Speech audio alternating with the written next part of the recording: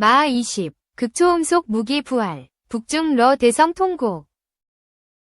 북한이 지난달 2차례 극초음속 미사일을 시험 발사한 가운데 한국군 당국도 이 미사일을 개발 중인 것으로 알려졌다. 한국군은 지난해 12월 합동참모회의에서 공대지 극초음속 미사일 개발을 결정했고 핵심 기술은 이미 완성된 것으로 전해졌다. 또 최근 국방과학기술 대제전을 통해 극초음속 미사일 모형이 공개됐으며 관련 선행 연구는 내년에 진행될 전망이다.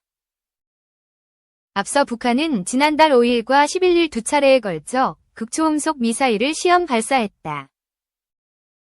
북한의 대외선전 매체 조선의 오늘은 지난달 16일 주체조선의 무진 막강한 군력이 천하를 뒤흔들고 있다.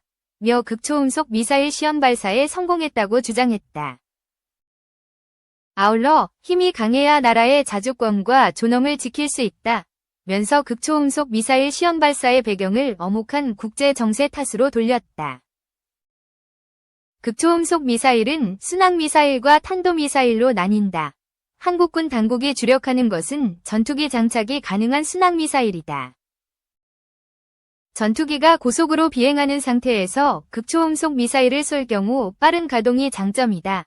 또한 하늘에서 쏘는 만큼 지대지 미사일보다 더 빨리 목표물 타격이 가능하다. 이충근 과학기술정책연구원 명예연구위원은 BBC 코리아에 한국 상공에서 쏠 경우 2에서 3분 내에 북한 전역에 도달할 수 있다. 며 하늘에서 쏘는 만큼 기습공격이 가능하다고 설명했다.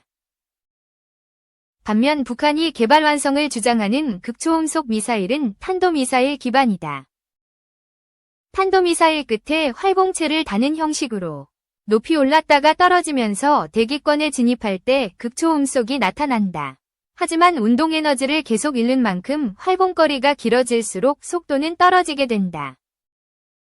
이충근 연구위원은 최고 속도는 물론 기동이 둔탁할 수밖에 없다. 며 땅에서 발사하는 지대지 미사일인 만큼 발사 위치가 바로 드러난다는 약점도 있다. 고 지적했다. 한국군은 오는 2026년부터 2년간 극초음속 미사일의 공대지 타격 능력을 검증할 계획인 것으로 전해졌다. 신종호 한국국방안보 포럼 전문연구위원은 실전 배치까지는 한참 걸릴 것이라며 북한처럼 빠르게 개발하지 않을 것이라고 내다봤다. 이는 극초음속 미사일에 대한 남북 양측의 개념이 서로 전혀 다르기 때문이다. 신 연구위원은 극초음속 미사일은 빠른 속도로 목표를 타격하는 공격용 미사일로 상대의 방어체계를 회피하기 위해 필요하다고 말했다. 북한 입장에서는 한국을 공격하고 방어체계를 뚫기 위해 극초음속 미사일이 필요하지만 북한에는 방어체계가 없기 때문에 한국이 굳이 북한을 위식해 극초음속 미사일을 빨리 개발할 이유가 없다는 설명이다. 또 굳이 회피 이동을 하지 않아도 한국군은 북한군 표적을 다 명중시킬 수 있다. 면서 북한의 고도화되는 미사일 위협에 대비해 방어체계를 갖추는 것이 사실상 더 우선이라고 신 연구위원은 강조했다. 그러면서 한국의 저고도 방어체계는 곧 실전 배치가 될 것이며 현재 높은 고도에서 요격이 가능한 LSAM 개발이 진행되고 있고 오는 2028년 전력화를 바라보고 있다. 고 덧붙였다. 2. 글로벌 트렌드. 두 발로 걷던 인류가 말, 자동차, 그리고 비행기를 타게 되면서 얻은 것은 바로 속도다. 산업혁명 이후 선박, 철도, 자동차의 속도 경쟁이 벌어졌고 20세기 초반에 등장한 비행기도 속도 경쟁을 부추겼다. 두 번의 세계대전을 거치면서 미사일 등 무기 시스템의 속도 경쟁도 치열해졌다. 특히 제2차 세계대전에서는 제트 비행기와 미사일이라는 빠른 속도를 대표하는 무기들이 등장했다. 냉전시대 미국과 소련의 속도 경쟁은 전투기와 폭격기의 속도를 끌어올리는 데 중점을 뒀다. 특히 미국은 미 공군과 나사 주도로 더욱 빠르고 강력한 엔진을 개발하기 위한 X 항공기 프로젝트를 진행했다. 1947년 10월 18일 미국의 공군의 찰스 에루드 예거가 X1으로 인류 최초로 음속을 돌파했고 1967년 10월 3일에는 X-15가 유인 비행체 최고 속도인 마하 6.7을 기록했다. X1과 X15는 모두 연료와 산화제를 기체 안에 내장한 로켓 비행기다. 속도 경쟁은 이제 탄도미사일보다 효율적이면서 기존의 순항미사일보다 몇 배 빠른 극초음속 무기 개발 경쟁으로 이어지고 있다. 현재 운용되는 전투기들은 음속의 3배 정도인 마하 3 정도의 초음속 비행이 가능하다. 마하 5 이상은 극초음속으로 이 속도로 비행하는 비행체를 극초음속 비행체라고 부른다. 극초음속 비행을 위해서는 현재 전투기가 사용하는 터보팬이나 터보제트 엔진이 아닌 램제트 엔진과 스크램제트 엔진이 필요하다. 1908년 특허 출원으로 개념이 정립된 램제트 엔진은 러시아의 야크혼트 대함미사일, MBDA 위 미티어 중거리 공대공 미사일 등에 이미 정착됐다. 램제트 엔진은 유입되는 빠른 속도의 공기를 그대로 사용하며 터빈과 압축기가 필요 없어 공기 흡입구, 연소실, 배기구로 구조가 단순하다.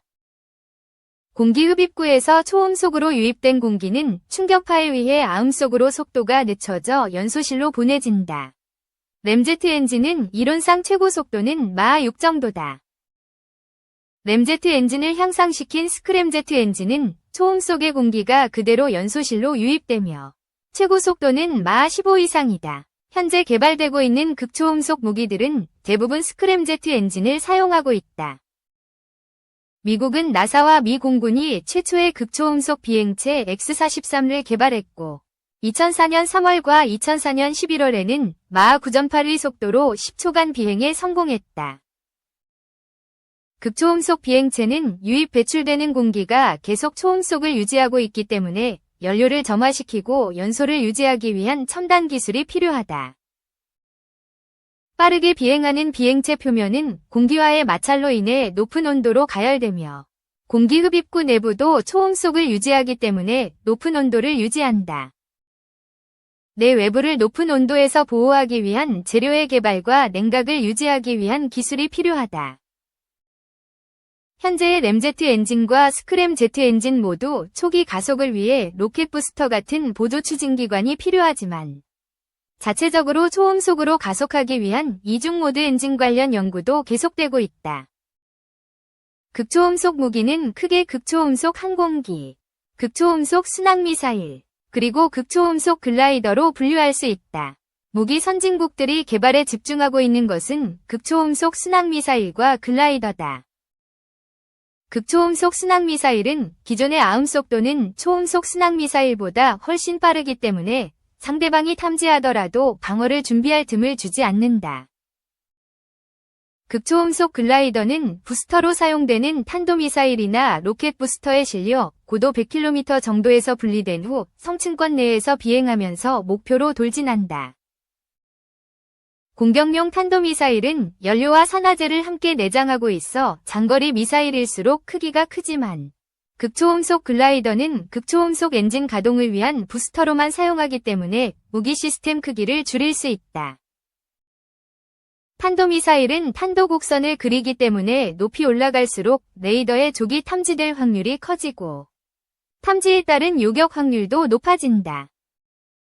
또한 일반적으로 탄도미사일은 발사 후 대기권 진입 전에 탄두가 분리되고 탄두는 일반적으로 포물선을 그리며 낙하하기 때문에 목표 지점 파악이 쉽고 요격도 가능해진다.